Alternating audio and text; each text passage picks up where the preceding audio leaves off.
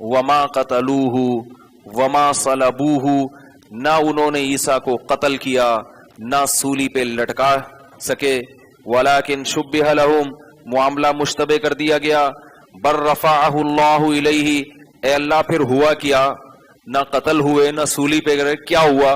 اللہ فرماتے ہیں بلکہ ہوا یہ، رفعہ اللہ الیہ، اللہ نے اٹھا لیا اپنی طرف۔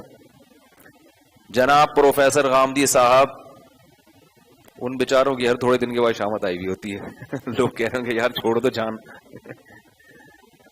انہوں نے کیا کیا ہے؟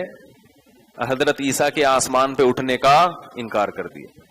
یہ کتنی واضح آیت ہے، کتنی واضح آیت ہے۔ اس لیے میں یہ سمجھتا ہوں کہ جناب پروفیسر غامدی صاحب غلط فہمی کا شکار نہیں ہیں، جان کر گڑبڑ کر رہے ہیں۔ بعض دفعہ اہل علم پر معاملہ مشتبہ ہو جاتا ہے، اختلاف رائے کی گنجائش ہوتی ہے، بعض دفعہ ایسا لگتا ہے کہ یہ اتنی واضح آیت ہے، یہ 5ویں کلاس کے بچے کو سمجھاؤ گے سمجھ میں آئے گی، مگر لمس یونیورسٹی کے پروفیسر صاحب کی سمجھ میں انتہائی قابل احترام ہونے کے باوجود ان کی سمجھ میں نہیں آتی۔ تو اس لیے ایسا نہیں ہے۔ اور صحیح بخاری کی حدیث میں تو اور واضح ہے، بخاری اور مسلم کی حدیثوں کی بھی تو کوئی حیثیت ہے نا۔ یا تو آپ صاف طور پر کہیں کہ میں حدیث کو حجت نہیں مانتا، پھر آپ سے الگ اسٹائل میں ہم بات کریں گے، پھر ہم حدیث کی حجیت پر بات کریں گے، نہ تو آپ دو ٹوک لفظوں میں حدیث کی حجیت کا انکار کرتے ہیں، کبھی آپ یہ کہتے ہیں کہ وہ حدیث جو قرآن کے خلاف ہے میں اس کو نہیں مانتا، تو اس کو ثابت تو کریں قرآن کے کہاں خلاف ہو رہی ہے۔ یہ یتوفا کے لفظ سے آپ استدلال کرتے ہیں، یتوفا کے تو قرآن ہی میں کئی معنی میں استعمال ہوا ہے، وَهُوَ الَّذِي يَتَوَفَّاكُمْ بِاللَّيْلِ، اللہ فرماتے ہیں وہ اللہ تمہیں رات کے وقت وفات دے دیتا ہے۔ تو کیا مر جاتے ہیں ہم رات کے وقت؟ وہ کہتے ہیں نا یا عیسیٰ انی متوفی کا، اللہ فرماتے ہیں موسیٰ میں، اے عیسیٰ میں تجھے وفات دینے والا ہوں۔ تو یہاں وفات کا مطلب موت نہیں ہے، کیونکہ قرآن میں وفات کہیں موت کے معنی میں کہیں استعمال ہوا، کہیں وصولی کے معنی میں۔ اس پر میرا الگ مستقل بیان ہے کہ توفا کا اصل مطلب کیا ہے، بھی میں اس کو نہیں چھیڑوں گا، موضوع چینج ہو جائے گا۔ یتوفاکم باللیل، اللہ تمہیں رات کو وصول کر لیتا ہے، حالانکہ ہم تو بستر پہ ہی ہوتے ہیں۔ ظاہر ہے وہاں وصولی کا معنی کچھ اور ہے۔ تو یتوفا کے مختلف جگہوں پہ مختلف معنی آئے ہیں، تو قرآن کا ہمیشہ وہ معنی کیا جائے گا جہاں ایک آیت دوسری آیت سے ٹکرا نہ رہی ہو، اور قرآن اور حدیث میں ٹکراؤ نہ پیدا ہو جائے۔ تو یہ جو آیت ہے نا سورہ مائدہ کی، اس میں تو بہت وضاحت سے اللہ نے بیان کر دیا، وما قتلوہ وما صلبوہ، اللہ فرماتے ہیں نہ قتل کیا نہ سولی پہ لٹکایا، بر رفعہ اللہ الیہ، بلکہ اللہ نے ان کو اپنی طرف اٹھا لیا۔ اور حضرت ابو ہریرہ رضی اللہ تعالی عنہ جو حدیث کے اس راوی ہیں، انہوں نے قرآن کی اگلی آیت بطور دلیل کے بھی پیش کی ہے کہ عیسیٰ علیہ السلام آسمانوں پہ زندہ ہے اور قرب قیامت میں نازل ہوں گے۔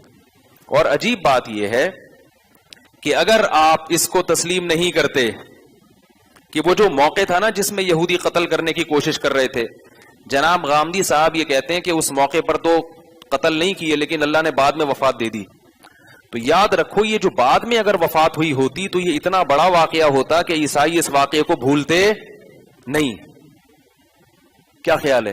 بھول جاتے کہ عیسائی کے بعد میں عیسائی تو خود اس وقت سے پریشان ہے، عیسائی ابن مریم گئے کہاں؟ کوئی ایک عیسائی بھی دنیا میں ایسا نہیں ہے جو محقق ہو اور وہ یہ دعویٰ کرتا ہو کہ عیسیٰ علیہ السلام کی وفات سن فلاں میں ہوئی ہے اس واقعے کے بعد۔ تبھی وہ کنفیوز ہیں، تبھی تو قرآن کہہ رہے وَإِنَّ الَّذِينَ اخْتَلَفُوا فِيهِ لَفِي شَكٍّ مِّنْهُ، شک میں پڑ گئے۔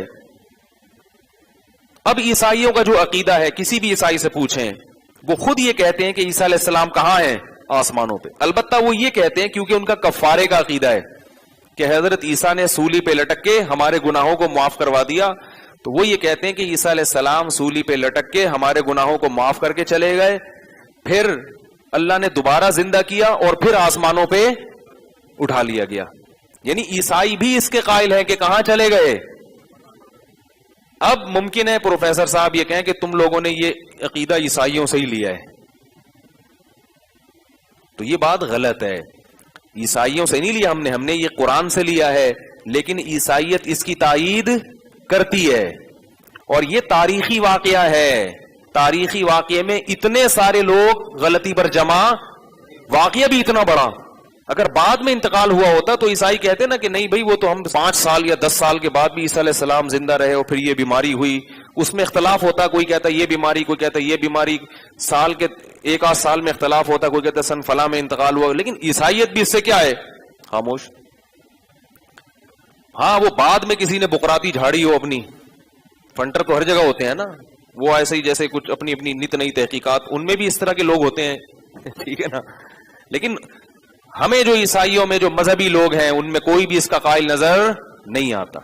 اس لیے یہ ہمارا عقیدہ ہے، صحیح ہے، بخاری کی حدیث ہے، لَيُوشِكَنَّ أَن يَنزِلَ فِيكُمُ ابْنُ مَرْيَمَ حَكَمًا وَعَدْلًا، فرمایا عن قریب عیسیٰ ابن مریم تم پر نازل ہوں گے، حکم بن کے، حاکم بن کے، عادل بادشاہ بن کے نازل ہوں گے، فَيَكْسِرُ الصَّلِيبَ، عیسائیت کا جو نشان ہے صلیب اس کو توڑ دیں گے، وَيَقْتُلُ الْخِنزِيرَ، دنیا سے خنزیر کا خاتمہ۔ یورپ امریکہ میں لوگ پریشان ہوتے ہیں نا، ہر جگہ خنزیر، ہر جگہ خنزیر، سور کی چربی چاکلیٹوں میں۔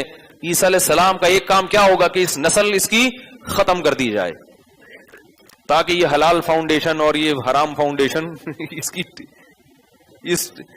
اس ٹینشن سے ہمیں نجات مل جائے۔ ہوتے ہیں نا کوڈ ان کے، سور کی چربی، خنزیر کا خاتمہ کر دیں گے، وَيَضَعُ الْجِزْيَةَ، اور جزیے کے نظام کو ختم کر دیں گے۔ تو یہ واضح احادیث ہیں۔ جناب پروفیسر صاحب یہ کہتے ہیں کہ میری ایک رائے ہے، کسی کو اس سے اختلاف کرنا ہے تو کرے، تو یاد رکھو اختلاف رائے کی گنجائش اجتہادی مسائل میں ہوتی ہے، اجماعی مسائل میں نہیں ہوتی۔ جو چیزیں دو ٹوک لفظوں میں بیان کر دی ہیں، پوری امت کا عقیدہ ہے۔ عقیدہ طحاویہ، امام طحاوی رحمہ اللہ تعالی جو فقہ حنفی کے بہت بڑے عالم گزرے ہیں، ان کی کتاب ہے، اور وہ کتاب چاروں مکاتب فکر کے علماء پڑھتے ہیں، یہاں تک کہ اہل حدیث حضرات بھی پڑھتے ہیں، بلکہ افسوس کے ساتھ کہنا پڑتا ہے کہ اس کو اہل حدیث زیادہ اہتمام سے پڑھتے ہیں، اور ہمارے ہاں جو حنفی مدارس ہیں ان میں اتنے اہتمام سے نہیں پڑھائی جاتی۔ نہیں آ رہی میرا خیال ہے۔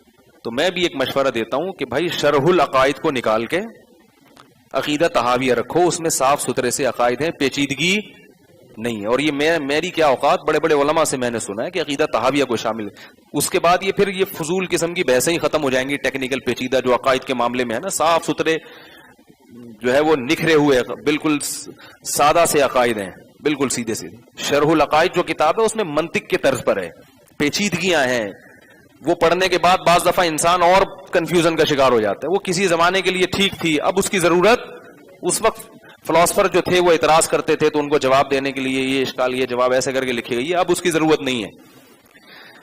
تو خیر، تو اللہ تعالیٰ نے یہودیوں کو پھر سزا دی، کیونکہ انہوں نے اپنے خیال کے مطابق بہرحال سولی پہ لٹکا دیا۔ اللہ نے پھر عیسیٰ علیہ السلام کو خوشخبری دی، انی مطہرک، اے عیسیٰ میں تجھے ان کافروں سے بچا لوں گا۔ یہاں بھی ایک بات دیکھو، اگر اللہ نے موت دے کے بچانا ہوتا تو وہ حضرت عیسیٰ کہتے اللہ وہ پہلے سے مجھے قتل کرنے کے، اس کی میں مثال دیتا ہوں نا، آپ میرے پاس آئے، دشمن باہر کھڑے ہوئے قتل کرنا چاہتے ہیں آپ کو، میں کہتا ہوں بھائی میں تمہیں بچا لوں گا، کیسے بچاؤں گا؟ میں خود ہی مار دوں گا آپ کو، تمہیں وفات دے دوں گا، انی متوفی کا تمہیں وفات دے دوں گا۔ تو کہیں گے پھر بچانا کس بات کا ہوا؟